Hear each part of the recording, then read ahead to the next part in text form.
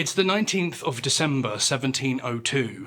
We're in the Bastille, an enormous prison complex in Paris, and in the absolute lowest bowels of this fortress of incarceration and torture stands a man who has spent the last 33 years rotting behind bars. Well, actually, it would be more accurate to say he has been rotting under bars, as he suffers one of the worst fates possible.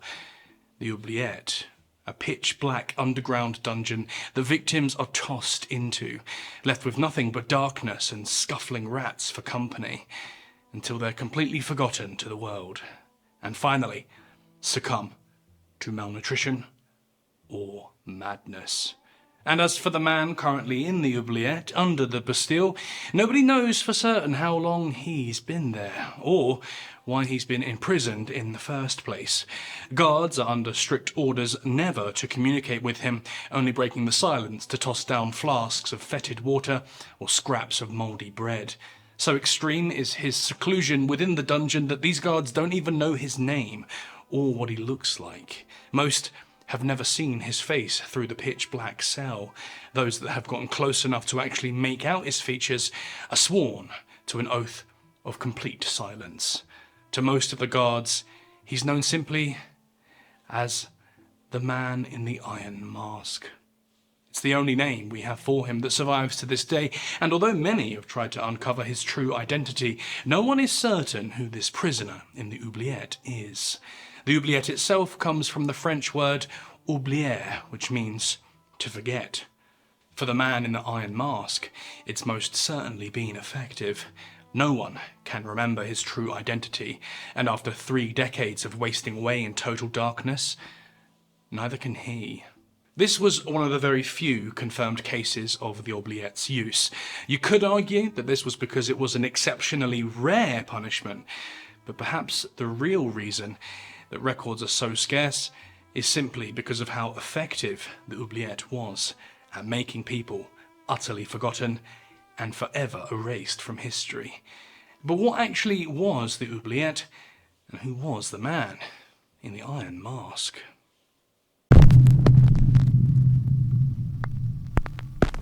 In the medieval and early modern period, prison was not a go-to punishment like it is today. Instead, punishment was swift and public, with an emphasis on corporal punishments like flogging or capital punishments like hanging. This is partly because keeping a peasant behind bars and feeding them every day whilst they can no longer contribute to farming or labour would have been an outrageous expense at the time, but it was also because of some religious beliefs around crime and punishment in medieval Europe.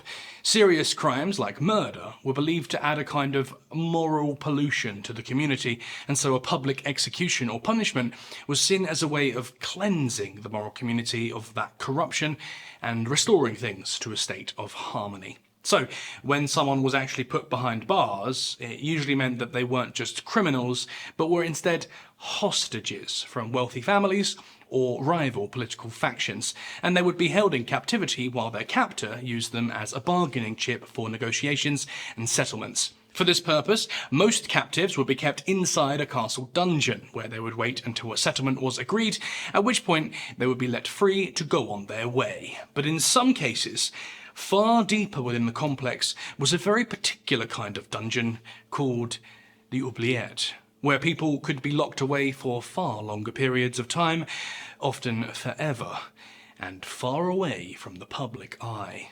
Unlike a normal prison cell, an oubliette was usually a narrow vertical shaft, sometimes barely wide enough to stand or sit in, with a single trapdoor at the top. No windows, no light, no comfort. Victims were lowered in through the trapdoor and left in total darkness. The only sounds were that of your own breath, the scurrying of rats, and the drip of water echoing off of cold stone walls. Oftentimes the oubliette was so tight that the victim would be forced to stand for the entirety of their time within, leaning on the slimy, moss-ridden face of the stone walls, or worse, against the remains of those who had come before and were discarded in the hole to perish. Since the whole thing was at the very bottom of the castle's structure, waste from latrines and rotten groundwater would often pool at the base of the oubliette, leaving the victim knee-deep in stinking water, who would be unable to see what was underneath the surface since everything was pitch black. First, the darkness, not just nighttime dark, but a suffocating absolute black. The kind of dark where your eyes never adjust, where you can't see your own hand in front of your face. Days and nights blur into each other, time stops existing. Then there's the cold. The oubliette was dug deep into the stone, damp, bitterly cold, the air stale and heavy. Your clothes, if you had any, would stay permanently wet. Your skin would blister, your joints would ache constantly, you'd never get dry or ever get warm.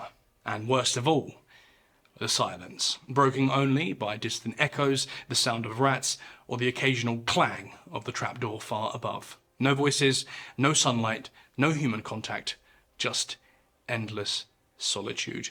You wouldn't even know how long you'd been down there. Weeks, months, years. You'd lose track of everything. Speech, memory, your sense of self. And eventually, if starvation or thirst didn't kill you, your own mind would. Few people who went into an oubliette ever came out, and if they did, they rarely came out sane. There were many ways to die in a hole like this, but none of them were quick. Starvation was common. Some were thrown down with just enough food and water to prolong the suffering. Crusts of stale bread, filthy water dripped down from above. It kept them alive just long enough to make them wish that they weren't. Then there was exposure. These pits were deep stone shafts, always wet, and as we said, always cold. Hypothermia could take you slowly, especially in winter. Infections would fester in the filth, and you can imagine where you would need to go to the bathroom in this situation. Rats would gnaw at you while you slept, standing up, or while you were too weak to stop them chewing on you. But worst of all was the mind, the total silence, the complete darkness. It could break a person long before the body gave out. Locked away with nothing but your own thoughts, not knowing if it's a day or night, if it's been a week or a year, the brain starts to fracture. Hallucinations set in. Memory slips. You forget your name. You forget the world. Some prisoners reportedly began to speak to walls, to sing to themselves for hours, or simply to stop responding altogether. The oubliette didn't need torturers. The oubliette was the torture.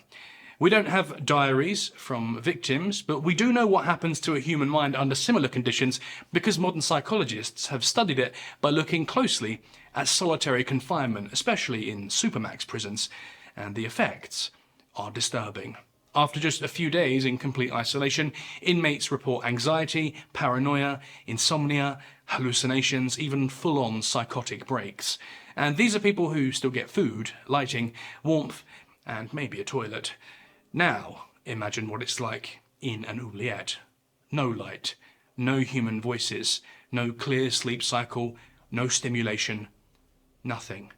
The brain needs stimulation to stay grounded in reality, and if you take that away, the mind starts creating its own.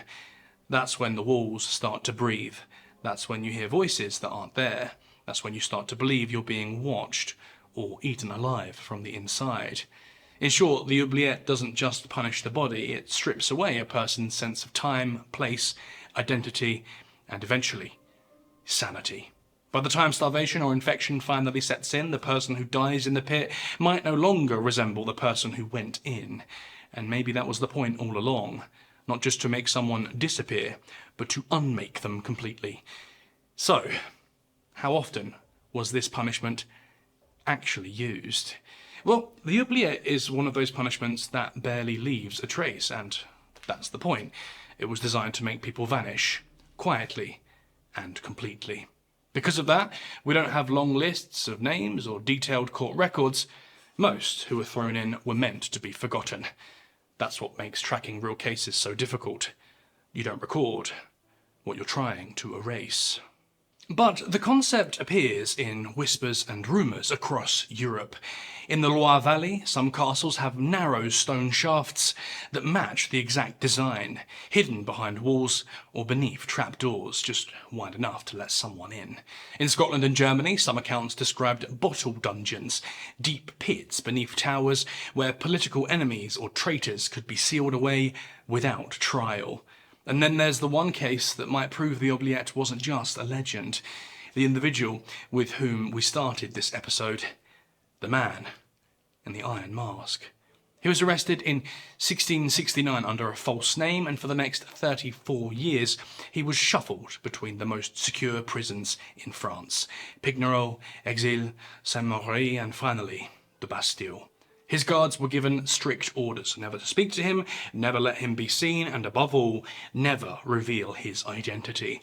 At all times, he was forced to wear a mask. Some said velvet or black, some claimed it was iron, hence the name, to keep his face hidden, even in death. He died in 1703 and was buried under yet another false name. To this day, no one knows who he really was. Theories have spiraled for centuries: a disgraced noble, perhaps an Italian diplomat, the twin brother of King Louis, perhaps even a valet who happened to know too much about royal corruption. None have ever been proven, and that was the whole point. A human being with a name, a personality, a past, and hopes for the future had been removed from history, memory, and even themselves, remaining only as semi-mythical legend, a man behind an iron mask. The Oubliette wasn't just a hole in the ground, it was an act of erasure.